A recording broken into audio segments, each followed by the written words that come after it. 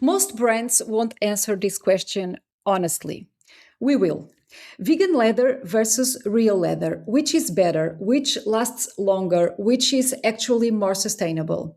And what is even vegan leather made of? I am Paula, co founder of Nay Vegan Shoes. We have been making vegan shoes in Portugal for 18 years. We have tested every material on the market. We have made mistakes, we have learned. And today I am going to give you the most honest answer I can, even when that answer is complicated. So let's start with real leather, because I think most people don't think about that and actually don't know what it is. So, leather is animal skin, usually cow, sometimes pig, sheep, lamb, crocodile, snake, or ostrich. The animal is killed primarily for meat, and the skin is a byproduct of that process. Then that skin goes through tanning. And this is the part nobody talks about, because tanning is the process of treating the skin to stop it from decomposing, because skin left alone rots.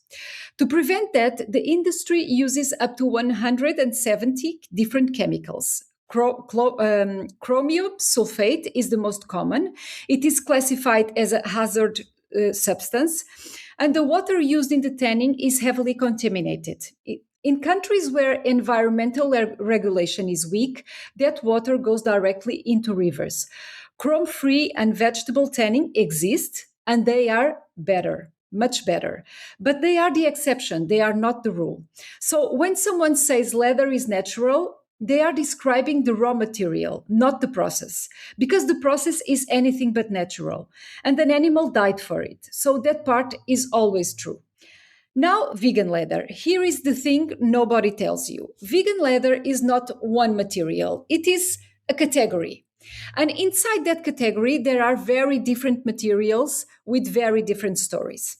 At Nay, we think about it in three categories.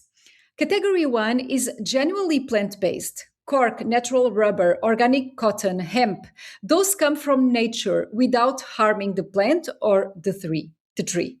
Cork is harvested from the bark of cork oak trees without cutting them down. The tree regenerates over 9 years. It is 100% plant based, biodegradable, antimicrobial, so no qualification needed.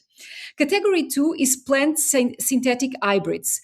Pingatex is the best example, made from pineapple leaves fibers, agricultural waste that would otherwise be burned. But it also contains a synthetic coating for durability. So it's plant based, but it's not 100% plant based. And category three is recycled and synthetic materials, no plant origin, but they are certified, recycled, dramatically better than animal leather. Our EcoPure microfiber, for example, contains 25% of recycled material, is OECOTEX certified, no PVC, produces 7 times less CO2 than animal leather across the life cycle. So we have three categories, three different stories, all of them better than killing an animal. Let's talk now about durability, because this is where the honest answer gets complicated. Animal leather, good quality, full grain, properly cared for, is genuinely durable. A well made leather shoe can last 20 years. That is true, and I will not pretend otherwise. But here is what people don't say. Most leather shoes sold today are not good quality, full grain leather, because they are bonded leather, scraps of leather glued together with polyurethane. That materials also peels, cracks, and fall apart. So often faster than a good vegan alternative. So the comparison is never simple. It depends entirely on the quality of both materials. What I can say to you about this, and from the 18-year experience making vegan shoes, is that cork shoes perform exceptionally well. The EcoPure material has been tested to abrasion cycles, and it sells very, very well, and it performs very well. And shoes can last up to 10 years. So the question is whether the brand making them prioritize quality or price. And then there is the sustainability question: which is more sustainable? The leather industry is responsible for significant deforestation, particularly in the Amazon, where cattle farming drives land clearing. So it is responsible for methane emissions from livestock, it is responsible for toxic water contamination from tanning, and it requires an animal to be killed. So vegan leather eliminates the animal, but synthetic vegan leather is still a plastic product. So it does not biodegrade easily. At the end of life, it goes to landfill. So neither is perfect. And I think the honest answer is this: the most sustainable shoe is the one that you already have and already exists, and the one you already own, cared for, repaired, and kept wearing. New is never the most sustainable option, vegan or not. But if you are buying new ones, and we all do because we need shoes, vegan is better. Not because it is perfect, because it does not require an animal to suffer, and because the best vegan materials, Pinatex, recycled fibers, even cork, have a genuinely lower environmental impact across their life cycle than conventional animal leather.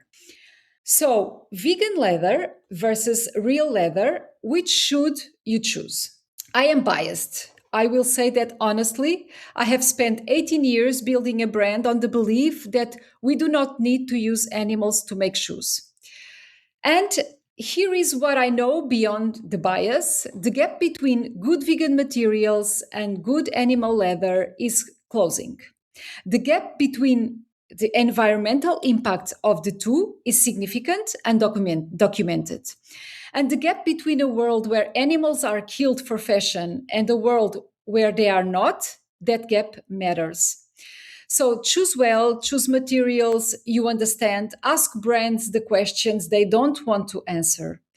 We are always here to answer all the questions. And if you want to go deeper on any of these materials, Cork, Pinatex, EcoPure, we have a full honest guide on our website. I will put the link in the description. And if you found this useful, subscribe. We publish one honest video every week. And I see you next Thursday.